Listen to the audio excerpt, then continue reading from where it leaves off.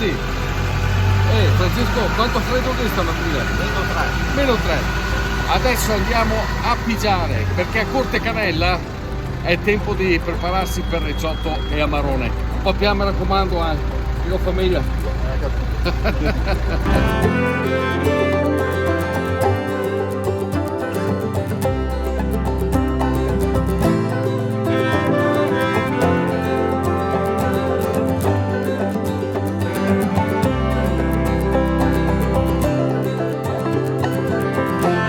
Francesco è un viticoltore di lungo corso perché da un sacco di tempo produce le uve di Corvina, Corvinone, Rondinella, lui, ma la sua famiglia, suo padre, il suo nonno, insomma una tradizione che continua. Ma la storia che oggi vi voglio raccontare non è la sua, ma quella di Veronica e di Gloria, le sue figlie, perché sono loro adesso a portare avanti l'azienda. Sono loro, le signore del vino di Casa Venturini.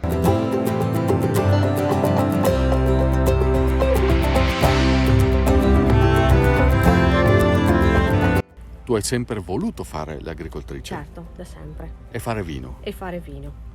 Vino era più forse il sogno di mio papà. A me piaceva molto quello che riguardava la natura, la campagna, la parte pratica, probabilmente vedere le stagioni e forse anche conseguire un progetto che comunque era di mio papà, quindi era un senso anche di riconoscenza nei suoi confronti inizialmente. Non c'è niente che mi tolga dalla testa il fatto che questa per te, quello che stai facendo, sia una conquista. Sì, lo è. Inizialmente forse era quasi un dovere.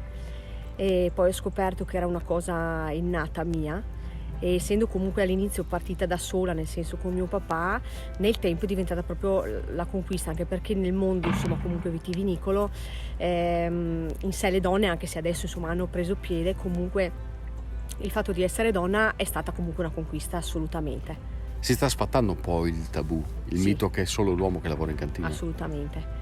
Mio papà diceva sempre una cosa, nell'eventualità che le forze fisiche è una cosa che si può eventualmente trovare, ma le idee sono quelle che contano e che portano avanti un'attività. Pur essendo sorelle, Veronica e Gloria hanno una storia diversa perché Veronica ha sempre amato la terra, è sempre stato il suo sogno lavorare col papà qui a stretto contatto con la terra, quindi con i vigneti.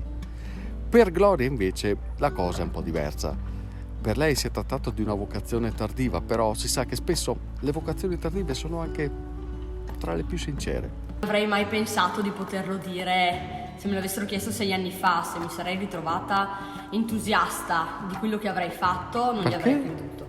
Perché mi sono ritrovata immersa in un sogno che non era mio, era il sogno di papà e di Veronica. Io sono arrivata qua nel 2013 che avevo 22 anni, ma ero costretta ad arrivare qua, avevo bisogno di un lavoro, avrei fatto anche la cassiera probabilmente, però sono arrivata qua e quindi dovevo adattarmi a quello che c'era, ma non era la mia ambizione della vita, ecco. Quindi tu non avevi il fuoco sacro della terra? No. Avevo tutt'altro, ma la Eh. terra, lo sporcarsi, il caldo, no, io ero quella che stava bene in ufficio. E poi cosa è successo? Poi ho perso il lavoro e dovevo sposarmi e quindi mi servivano soldi, cioè la sostanza pratica è quella, e quindi ho bussato umilmente alla porta di mia sorella chiedendo di poter fare lo sguattero, insomma. Lei ha preso a pieno il significato della parola e mi ha arruolato alle armi senza tanti ritegni, però insomma sono qui. Però sei ancora qui. Sono stati 2 i fattori che mi hanno portato ad essere qui. E sono collegati. Il primo è il fatto che ho dovuto mettermi in gioco, ho dovuto scegliere, o accettavo questa condizione e la subivo, o a un certo punto mi lasciavo coinvolgere da questa cosa.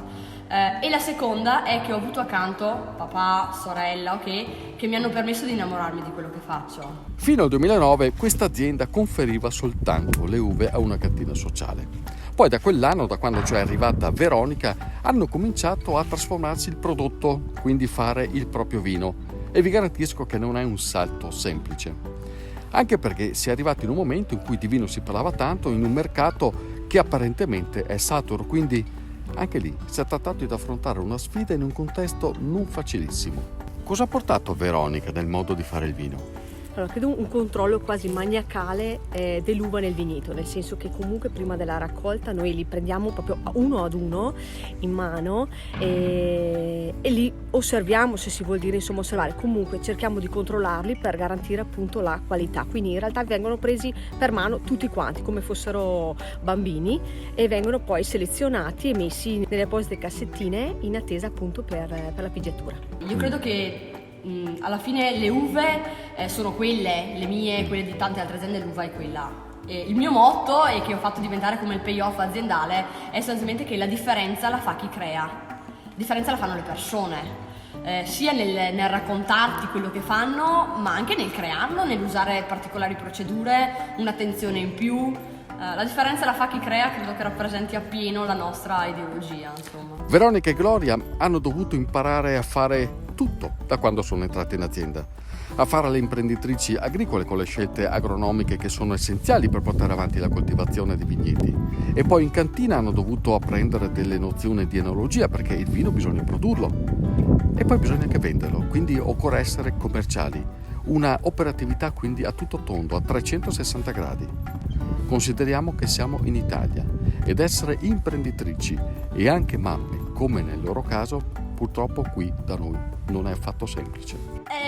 Mi sembra di giocare a Tetris ogni tanto, hai il senso del dovere verso un lavoro che devi fare e che comunque ti piace fare, cioè io adoro stare ore e ore in ufficio, in cantina, che dall'altra parte hai il senso del dovere verso il mio bambino, verso comunque la mia famiglia, mio marito, e quindi a volte ti senti spesso in colpa per non riuscire a dare 50 ore al giorno a casa e 50 ore al giorno in famiglia, quindi si cerca un attimo di mediare. Io credo che a livello organizzativo si possa fare qualsiasi tipo di cosa, basta organizzarsi, ed è una dote che probabilmente non tutti hanno, però è una cosa che abbiamo proprio di genetica.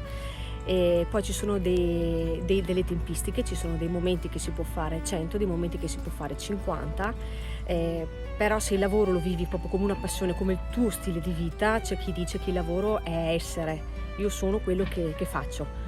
Quindi dal momento che io sono quello che faccio, i miei figli, la mia famiglia lo respirano ed è una cosa, non è più un lavoro e famiglia, sono io. Cosa mi dici di tua sorella? Gloria mi viene da ridere perché è peperina.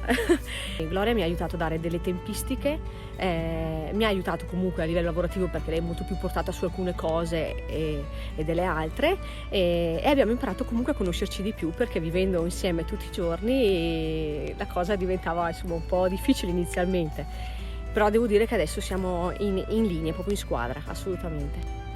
Cos'è il papà per te? No, non dovrei dirlo perché mi commuovo sempre quando parlo di mio papà, ma è il punto di riferimento, credo, per tutto, nel senso io dico sempre la mia colonna portante. Papà condicio, parliamo anche della mamma però. Assolutamente sì, che si lamenta sempre, però mia mamma è diciamo un po' la colla, quello che abbiamo detto tutti, che unisce un po' quello che può essere la discussione, ma che può essere anche quei lavori che in realtà noi non abbiamo il tempo comunque di fare, e lei si presta benissimo al cambio di lavori quotidiani, al cambio di programmi, a fare qualsiasi tipo di cose, quindi una donna molto dinamica e soprattutto comunque altruista in questo. Io credo che le aziende familiari siano difficili, perché parlo per me, essermi ritrovata con a capo mia sorella, che è una testa dura, non è stato facile, mi ha dato del filo da torcere, però si è famiglia.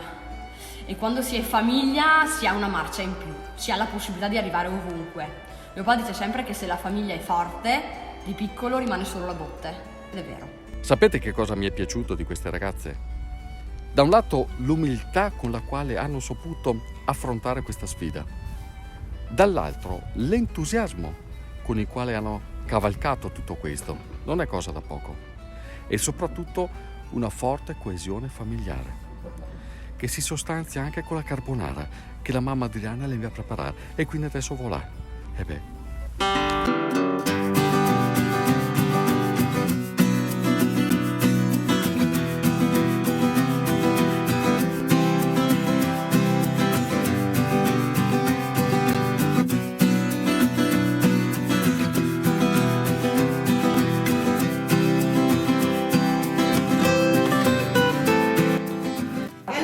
Mangiamo?